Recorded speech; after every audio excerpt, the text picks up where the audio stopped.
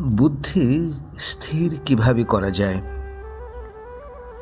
অধ্যায় 2, শ্লোক নাম্বার 41। ব্যবসায়াত্মিকা বুদ্ধি একা ইহা কুরুনন্দন, বহু শাখা হি অনন্তাঃ চ বুদ্ধয় অব্যবসায়িনাম। অর্থাৎ, হে কুরুনন্দন, এই কর্মযোগী ব্যবসায়াত্মিকা বা নিশ্চয়াত্মিকা বুদ্ধি এক হয়। অব্যবসায়ী বা অস্থিরচিত্ত মানুষের বুদ্ধি বহু শাখায় বিভক্ত হয়। 42 নম্বর শ্লোকে বলছে, ইয়াম ইমাং পুষ্পিতাং বাচাং প্রবদন্তি অবিবশ্চিত বেদ বাদরাতঃ প্রার্থ ন অন্যাৎ অস্তি ইতি বাদিনঃ।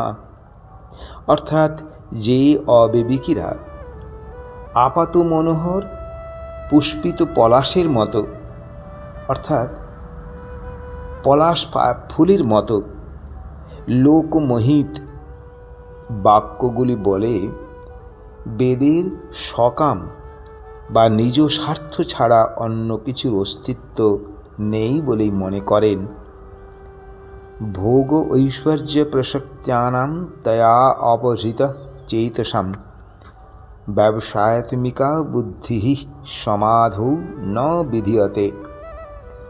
অর্থাৎ, ভোগ ঐশ্বর্য এবং স্বর্গের আধিপত্য আসক্ত হয়েছে সেই সব ব্যক্তিদের অন্তঃকরণে ব্যবসায়াত্মিকা বা অস্থির বুদ্ধি কখনো স্থির হতে পারে না। ভোগ ঐশ্বর্য প্রসক্তা নামের তাৎপর্য হল, যে সকল মনুষ্য কামনা কোনো ব্যক্তি বা বস্তুর প্রতি বা বহু সম্পদ সঞ্চয়ে আসক্ত থাকে, তাদের বুদ্ধি বহুগামী হয়। এছাড়া কানের দ্বারা শব্দ, ত্বকের দ্বারা স্পর্শ, চক্ষুর দ্বারা রূপ, জিহ্বার দ্বারা রস, নাসিকার দ্বারা গন্ধ, শরীরে এই 5টি সুখ, মান, যশ, মোহই হল ভোগ। এগুলি হতে কম হতে পারবে, তার বুদ্ধি ততই স্থির হবে এবং পরমাত্মাতেও মন স্থির থাকবে।